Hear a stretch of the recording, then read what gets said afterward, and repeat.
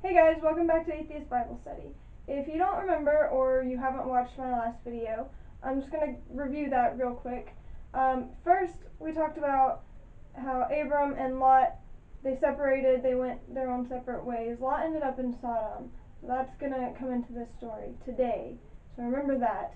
And then after that, God came to Abram and told him, you're going to have a son, even though his wife was barren. And then his wife ended up coming to him and saying, hey, I have a servant, you can get her pregnant and we'll raise the baby.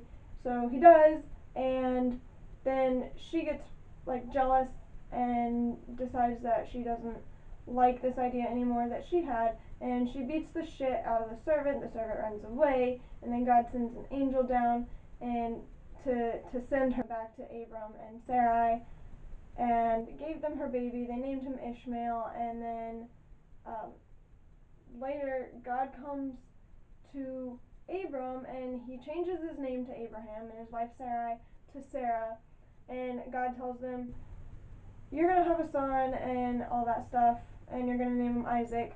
In return, all you got to do is get circumcised, and every male in your household and every male forever and ever and ever after that has to be circumcised too. So that's where we left off last week. This week we're going to talk a little bit more about Abram, and we're going to focus a little bit more on Lot than we have before. Genesis chapter 18, we have the three visitors. This is where Abraham is sitting out by his tent. It's the middle of the day, and suddenly God appears to him, and then he looks up and he sees three men. And so he goes over and he bows down to them. He runs in and he tells his wife Sarah to make some bread for these men, and then he runs over and picks out one of his best calves and he gives it to a servant and has him prepare it. And then he brings back the bread and the meat and I guess water to wash their feet, and they do that and they're just hanging out and I guess just shooting the breeze, chilling. God's there, and Abraham and three men, and they're talking, and God says, about this time next year I'm going to come back and you're going to have a son. Sarah is going to have a son. And while they're talking about this, Sarah was in the tent or by the entrance of the tent, and she overheard it, and she laughs, and she just thinks to herself, I'm 90 years old and I'm gonna have a baby by this time next year. Seems a little absurd to me. Then God's like, hey, why is your wife laughing, Abraham? Why is she laughing? Is there anything that I, the Lord, cannot do? And then Sarah comes out and she's embarrassed and scared. She's like, no, I wasn't laughing. And God's like, yes, you were. And that's the end of that story. Now this is still Genesis chapter 18. It's just the next story. That night, I guess they get up to leave, the three men and God and Abraham. They get up and they walk down to I guess maybe a hill or something that overlooks Sodom and Gomorrah. And when they get there, the three men continue on their way. God, he's sitting here wondering, should I tell him that I plan on destroying this city? He's questioning his own morals, I guess. I don't know why he's conflicted about telling Abraham, but he does. He ends up telling him, and when he does, Abraham isn't too fond of the idea. So suddenly Abraham, I guess, has morals, which he's been lacking up until this point. Abraham says, what if there are 50 righteous people in Sodom? Will you destroy all of them if there's 50 righteous people? And God says, well, if there's 50 righteous people in the city of Sodom, I will not destroy the place for their sake. So then Abraham's like, okay, well, forgive me, since I've already talked to you in this way, even though I'm nothing but dust and ashes, let me just continue and say, what if there's 5 less? What if there's only 45 people who are righteous in Sodom? And God's like, well, then in that case I still won't destroy it. So then Abraham says, well, what if there's 40 righteous people? And God's like, well, then I won't destroy it for them. And this continues. well, okay, forgive me, don't smite me or anything for saying this, but what if there's only 30? And God says, well, if there's 30, then I won't, like, destroy the town. Same thing with 20, and then he says, don't be angry, let me just say one more thing. What if there's only 10 righteous people in Sodom? And God's like, well, if there's 10, I won't destroy it for their sake. I will let them, live. So then they go their separate ways, and that's the end of chapter 18 of Genesis. Chapter 19, we're going to talk about Lot. We're going to focus on Lot for the rest of this video. So I think it's the same night. It's like still that night. Lot is sitting, he's like hanging out at like the entrance, the gates of Sodom. God sends 2 angels to Sodom, and so they come in, and Lot sees them, and he's like, hey, why don't you come in, wash your feet, eat something, sleep here, and then you can continue on and go on your way tomorrow. And the angels are like, no, we're going to go hang out in the streets. But then Lot insists. He insists that they don't do this. That he's like, come inside, and, whatever. So they do. They go inside, and they eat, and they wash their feet, and they are about to go to bed when all of the men from Sodom show up. All of them. Every single man, young and old.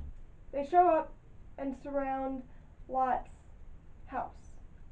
And they're like, hey, send your visitors out here so we can have sex with them.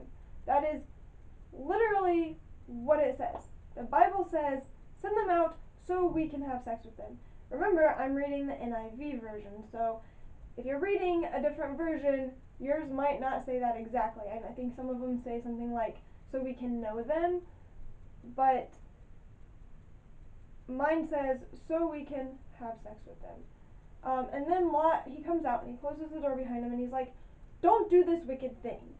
And this wicked thing, I just want to stop there for a minute, because I've heard people use the story of like Sodom and Gomorrah to try to justify like hating gay people, and try to use it to say that being gay is wrong or wicked. This is my interpretation of the story. I don't think that the wicked thing that they're doing so much is the fact that they want to have sex with these men. It's the fact that there's a shit ton of people surrounding this house who want to fucking gangbang, rape these men. That's what's wicked. That's what's wrong here. It's not the homosexuality of it. So Lot came out, he closed the door behind him, and he says, you can't, don't do this wicked thing, but hey, I have 2 virgin daughters, and I'll bring them out, and you can have sex with them. You can do whatever you want to with my 2 virgin daughters. Just leave these men alone. So Lot is basically willing to pimp out his daughters so to I guess protect the men. So back to this whole rape thing being wrong and wicked thing. Lot is like, hey, it's cool if you gang rape my daughters, but it's not cool if you do it to these men, angels. So maybe it is trying to say it's homosexuality that's wrong, because apparently gang raping women is okay. So they start to tell Lot, they're like, if you aren't going to get out of the way, we'll just do whatever to you too. I'm not really sure what they were getting at, but all of a sudden the angels like open the door and pull Lot back in the house and close the door, and then it says that they struck them with blindness so that they could not find the door. The angels made all of the men of Sodom blind so that they couldn't find the door. Like, being blind is going to prevent them from feeling around for the fucking doorknob. And then the angels tell Lot, you need to get the fuck out of here, because we're going to destroy this place. So you take your family and go. Go to the mountains. Don't look back. So then Lot, he goes to his daughters, who have husbands. They're both married. Back up for a second. Hold on. They're both married. A second ago, he was like, hey, I have virgin daughters that you guys can have, and now they're married with husbands. I mean, if you're married, you're probably not a virgin. I don't know many married people that don't have sex with their spouse. But anyway, Lot's daughter's husbands, his sons-in-law, don't believe him. They think he's joking. So they stay behind. And Lot and his wife and his two daughters flee, and they run like towards the mountains or wherever they're going. They actually ended up going to a different little town first, and then they went and settled in the mountains. I don't think that's very important, but that's what happened. So Lot and his wife and his daughters take off towards the mountains, and God sends down burning like sulfur to the ground and burns up Sodom and Gomorrah and completely destroys everything and everyone in them, including the little babies and, children and people who can't possibly be wicked. Destroys them. Gone. They're dead. While they're running to the mountains, Lot's wife turns around and looks back. If you remember what I said a minute ago, the angel said, don't look back. She turned around, she looks back, and she turns into a pillar of salt.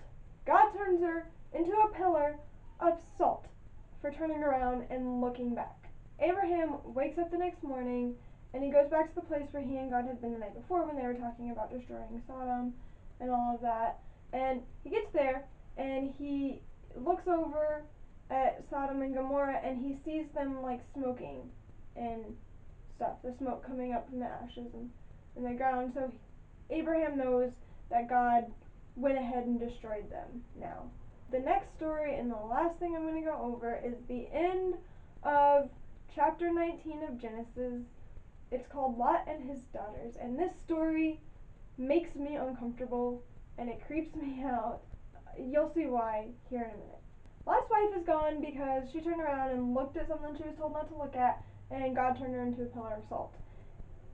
Lot's daughters' husbands are gone because they didn't believe Lot when he told them that they needed to get out. So they stayed behind and burned up too. So that leaves just Lot and his daughters, and they're in a cave on the mountain, and the daughters are like, the oldest daughter, she's like, hey, to her sister, she's like, it's only the three of us here, and you and I are gonna have to carry on this family. But hey, we don't have any husbands, so what are we gonna do? The oldest daughter, she decides to get her dad drunk. She gets Lot drunk, and then it says that she lays with him. She rapes him. She gets her dad drunk and rapes him, and it also says that Lot has no memory of this happening because he was so fucking drunk.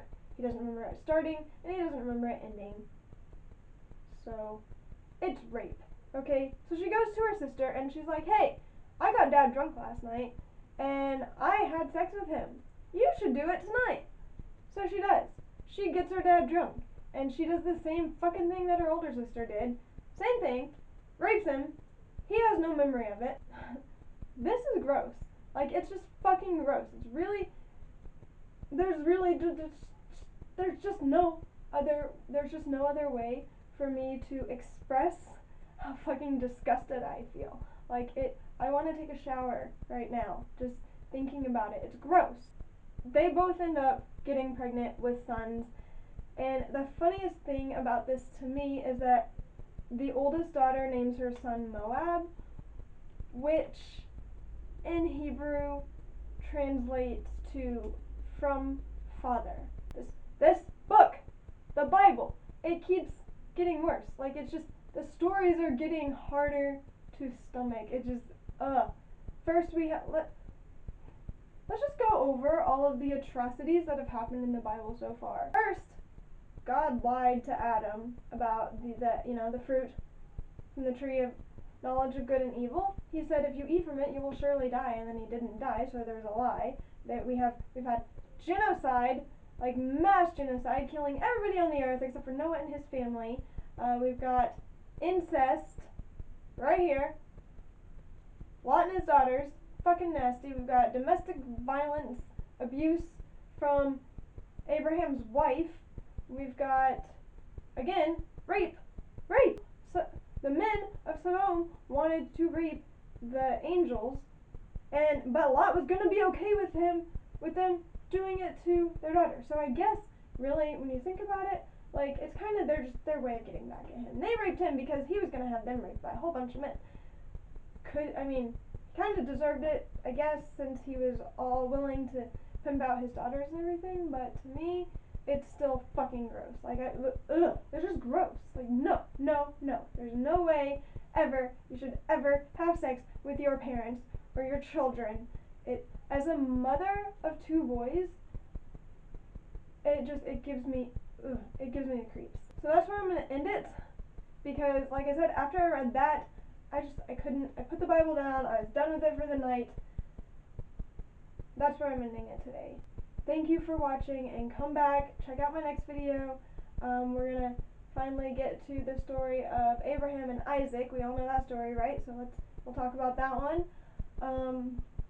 Whatever else the Bible has in store for us. So thank you again. Thank you for watching.